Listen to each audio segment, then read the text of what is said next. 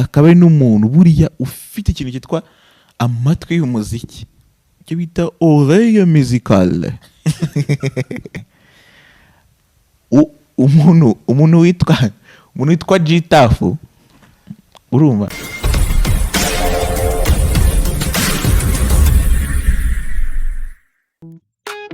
Hello, how are you? Mumeze muterekana, izere ko mumeze neza cyane kabisa. Abantu mudukurikiye muri mu nce zitandukanye z'igihugu cyacu, abari mu majyepfo y'u Rwanda, abari mu majyaruguru mubamuhabaye cyane ndabizi, abari mu burasirazuba ndetse n'uburengera bwaryo. Hanyuma kandi reka nsuhuze abantu mudukurikiye muri mu mujyi wa Kigali kabisa, mu murwa hariya kabisa, abantu bameze neza cyane. Hanyuma kama kawaida ni Store Room 36 cyangwa se SR 360. Iyi ni ishene nshya ugiye kujya wumviraho amakuru y'imyidagaduro nk'uko mwabibonye ku mbuga nkoranyambaga za Store Room TV. N'ubundi ni kimwe, ahubwo nuko abakunzi bacu bifuje ko twafungura iyi shene nshya kugira ngo babashe kujya babona amakuru y'imyidagaduro bitabagoye cyane, hanyuma iriya yindi tukaya tuyishishaho amakuru agendanye n'imikino. Hanyuma nk'ibisanzwe n'ubundi ni Shemame Pacifique, tuzagenda tubana kabisa kugira ngo ibintu bigendereza cyane kabisa. Hanyuma iki kiganiro cyitwa Tembera Culture Vibes, uzagikurikira kuri chaîne umenye amakuru menshi y'imyidagaduro agenda avugwa, amakuru y'abahanzi mukunda, amakuru kujyanye na cinema, donc imyidagaduro muri rusange uzayimenyera hano. Hanyuma nta nubwo nshaka ko turi buze kugira gute, ntabwo nshaka ko turi buze gutinda, ahubwo ndashaka ko duhita dutangira twihuse cyane. Dutangirire hehe? Reka dutangirire ku nkuru y'umugabo witwa Niyo Bosco. Niyo Bosco ngira ngo abantu mukurikirana mwarabonye ejo bundi mu minsi ishize aherutse gukora ikiganiro kuri chaîne ya YouTube y'umugabo witwa Tycoon Ndahiro. Hanyuma mu gukora ikiganiro, donc nuvuga ngo ukuntu icyo kiganiro kiba kimeze, nyiri bwite azana amashusho cyangwa se amafoto, hanyuma akereka bamwe mu batumirwa aba yazanye, akakwereka ifoto, hanyuma ukavuga izina ry'uwo muntu, ukamuvugaho n'ibintu nka bitatu. Hanyuma muri iki kiganiro yatumiye uwitwa Niyo Bosco, kandi abantu basanzwe bazi ko afite ubumuga bwo kutabona. Hanyuma babona amwereka amashusho akavuga kuri abo bantu. Hanyuma abantu batangira kwibaza ibintu byinshi, batangira babaza ati ese Niyo Bosco yababona, ese byagenze bite kugira ngo abone ari amashusho. Abantu batangira kwibaza ibibazo byinshi, babyibazaho like nyine birabacanga, nanjye ndimo, kubera ko narebye ikiganiro nkabona aramwereka amafoto ariko akagira gute akayavugaho, kandi nsanzwe nzi ko atabona. Abantu rero benshi babyibajeho. Icyo kiganiro kimaze kujya hanze, abantu batangiye kwibasira witwa Niyo Bosco, n'ubundi batangiye kubaza bati ese why watubeshye ko utabona kandi tubona bakwereka amashusho ukayavugaho? ni ukubera icyo tubwiye ko utabona kandi tubona ubona. Hanyuma abantu bakomeza gukurura ibintu nk'ibyo batangira kumwibasira, bamutokinga, donc benshi banamutuka. Hanyuma icyo kintu yagishyizeho umucyo ni mu kiganiro yagiranye n'ikinyamakuru cyitwa Inyarwanda. Yabivuzeho kabisa, aravuga ati abantu ntabwo mushishoza kabisa. Yagize ati ngo uyu Niyo Bosco yatangaje ko atakabaye yisobanura ku buzima bwe bwite, by'umwihariko n'ubundi ku kiganiro bakomeje kumushinja ko abona yaherutse gukora. Yagize ati ubundi sinkwiye kuba ndi kwisobanura ku buzima bwanjye bwite, icyakora icyo nababwira ni uko uwambazaga yansabye kuvuga amazina y'abahanzi nkanabasobanuraho, hanyuma ibindi biza kuba muri editing. Rero sinzi uko abantu batabona ko ari amashusho ateranyije. Urumva, ni ukuvuga ngo ibyo avuga nibyo, kubera ko nanjye nongeye kwitegereza nyuma ndebye muri video, ubona ko ifoto amwereka, ni ukuvuga ngo yabikoze muri editing. Ifoto amwereka hari nayo atarebaho, ahubwo agahita atangira gusubiza. Bishatse kuvuga ko nyine n'ubundi ni ibyabaye muri editing. Niyo Bosco ahamya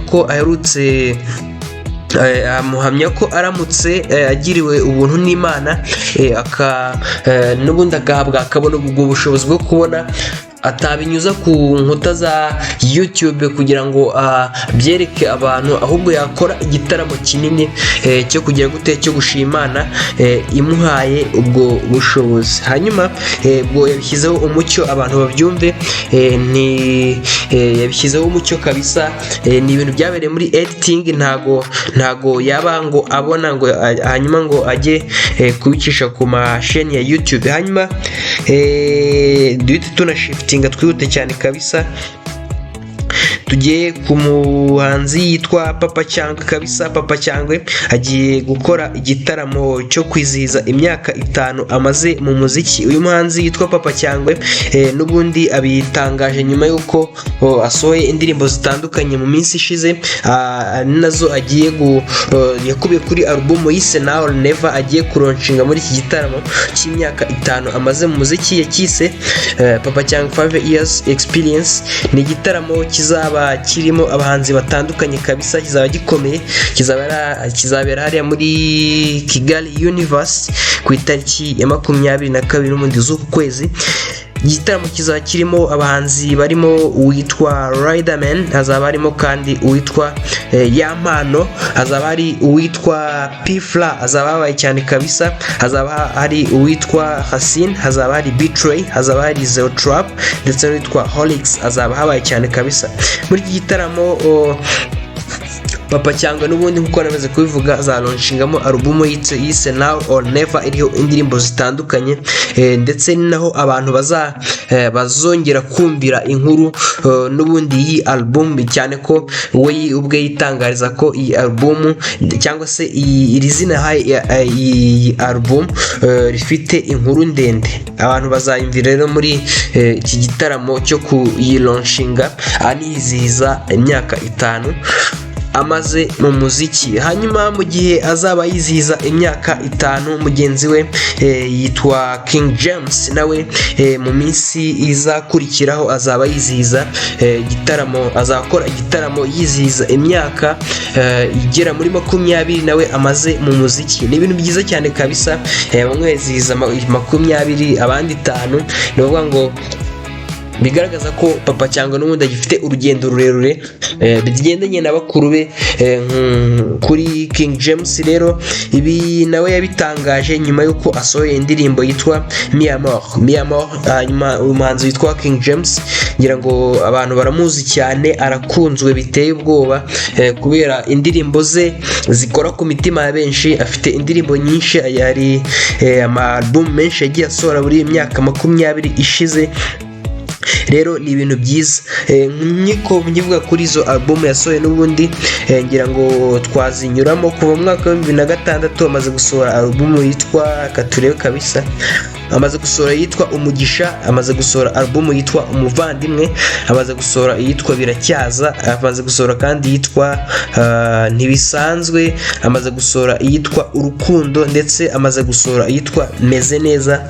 Yasohoye kandi niyitwa Ubushobozi, iyo yaheruka gusohora yitwa Gukura. Ni mu bitaramo bitandukanye rero King James yagiye ashyiraho insanganyamatsiko igaruka ku rukundo, urugendo rwe mu muziki cyangwa mushinga runaka w'indirimbo nshya. Ibi byatumaga buri gitaramo kigira umwuka wacyo bwite, ntikibe kimwe n'ikindi. Yamamaye nk'umuhanzi uzi kuririmba live. We ntago iyo ari kuri stage ntago akora ibyo bita playback cyangwa se gushyiramo indirimbo akayirimbiramo. Ni umuhanzi rero w'umuhanga cyane uzi kuririmba live. Hanyuma uwitwa Luti Joe ndetse na Clement the Guitarist bagiye gukorera igitaramo gikomeye cyane mu Bufaransa kabisa, i Paris. Nyuma yuko rero nabo bashyize hanze album yabo, bari no kumenyekanisha yitwa Rukatisha. Ni igitaramo kigiye kuba mu gihe abahanzi bombi bakomeje gushyira imbaraga mu kwamamaza n'ubundi iyo album nari maze kubabwira imishinga bafatanyije nyuma y'imyaka myinshi babana mu rugendo rw'umuziki. Iyo album iherutse no kubafasha gukora ibitaramo mu Bwongereza, aho bataramiye abanyarwanda n'inshuti z'u Rwanda bagatahana urugwiro rw'abakunzi b'umuziki wabo. Hanyuma ngira ngo nagana no ku musozo kabisa, kugira ngo ibintu bigende neza cyane kabisa. Hanyuma this is SR3060, amakuru yose y'imyidagaduro nk'uko nabivuze uzajya uyumvira hano. Stay tuned, stay on air kugira ngo ibintu bigende neza cyane kabisa. Hanyuma niba uri mushya, kora kuri subscribe kandi ukazogera ndetse kandi no kuri like kugira ngo ujye ubasha kubibona byose. Ciao ciao.